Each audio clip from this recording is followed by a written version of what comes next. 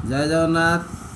श्रीक्षेत्र शाक्त उपासना अंतर्गत गोसाणी मूर्ति पूजा परंपरा अन्यतम अटे। जगन्नाथ धाम अनुष्ठित शारदीय दुर्गा पूजा अवसर में गोसाणी यात्रा एक अनन्य परंपरा। श्रीक्षेत्र में शाक्त उपासनार मुख्य दिग होउछि शारदीय पूजा उत्सव। यह आश्विन कृष्णपक्ष मूलाष्टमी ठारू शुक्लपक्ष नवमी पर्यंत दीर्घ 16 दिन व्यापी पारंपरिक रीतिरीति और नियम अनुसार पालित होता है। विजय दशमी एवं आश्विन शुक्ल एकादशी रे गोसाणी मूर्ति मानकर मेलन होता है एवं परे परे जल विसर्जन होता है। रूपसी ओडियाणीर मूर्ति मान परिप्रकाश सत जेमिति एक गोसाणी सब। पुरीर उत्सव एक निजस्व यात्रा। द्वादश शताब्दी आज जाए निरवच्छिन्न भाव में यह चली आसुछि। यह प्रमाणित करछि जे शारदीय काल रे देवींकर मृण्मयी प्रतिमार पूजा ओडिशार निजस्व उत्कलर निजस्व। अन्य कौनसी प्रदेश रे यह अनुकरण नुहे। श्रीक्षेत्रर परंपरा स्वतंत्र एक परंपरा।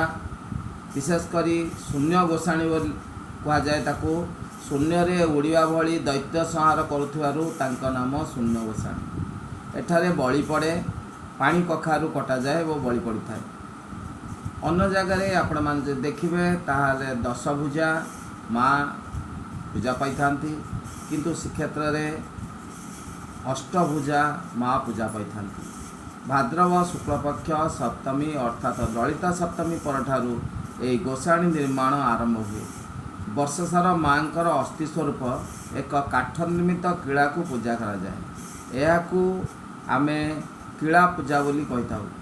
एवं जेतेबेले मूर्ति पूजा आरंभ हुए धीरे धीरे राधाष्टमी दिन ठारू आरंभ हुए एवं छण आदि मूर्तिर नक्शा बना हुए।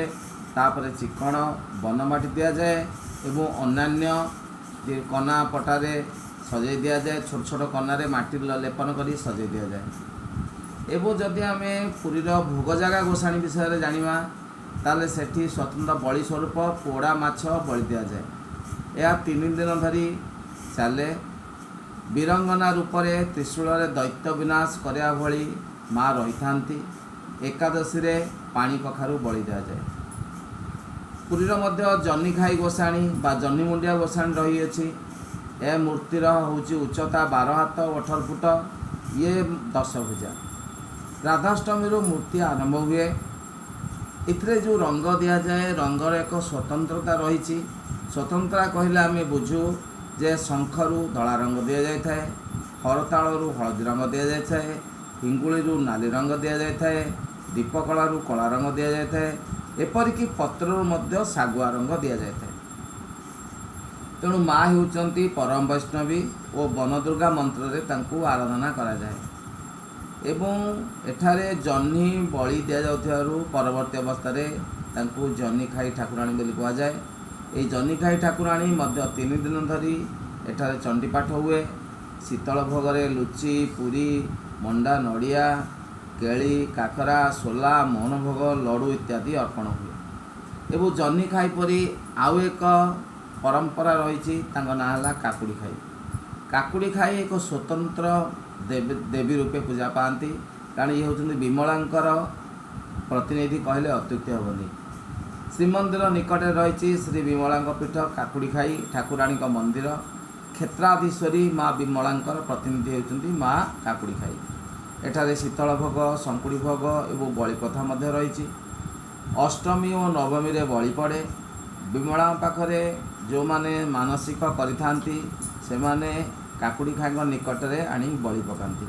माँ काकुड़ी खाई विसर्जन दशमी तिथि होता है। माँ का पाखरे माछ मुंड और लांज मध्य भोग होता है। एवं विभिन्न क्षेत्र बा विभिन्न आमर मंडप गुड़ाक पूजा पाती ठाकुराणी पूजा पाती।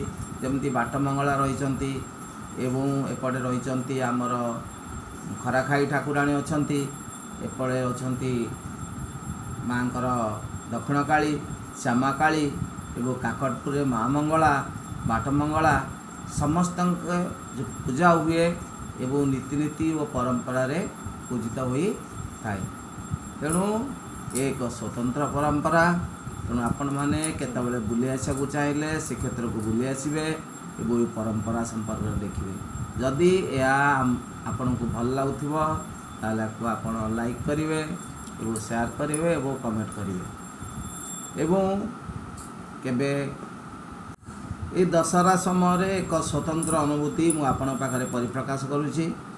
दशहरा समय आमे जिते पाठ पढ़ु था जो बीए पाठ पढ़ु था से आम किसी सांग मिसी पुरी एक श्रीक्षेत्र कॉलोनी रे आम रोषे कर रोषे करी आम फेरु था एवं फेरला बेले घरे मध्य कही नाई ए दिन तू कुआड़े जानी किंतु मु जिते फेरिकी आसली राति से 1:30 2टा से दिन हूँ नवमी पूजा से पूजा रे मुझे फेरु थाए देखिली झाड़ेश्वरी मंदिर पाखरे जड़े बुढ़ी जड़े बसी कांदुचंती मु हठात कहीं मोर इच्छा है बुढ़ी पाखक गली कहली माउसी आपण कहीं बसिकी कांदुचंती घरे किसी झगड़ा है कि ना मौसा किसी कहले मुझे अनेक प्रकार बुझाए किंतु बुझेला परे से कौन जिनिस बुझापी प्रस्तुत न था केवल कहीं कहीं हो कांदु था शेष में मत दुख लगे मुझे कहली मौसी की चिंता कली नहीं घरे छाड़देवाई किंतु जो मौसी को देखापी मुझे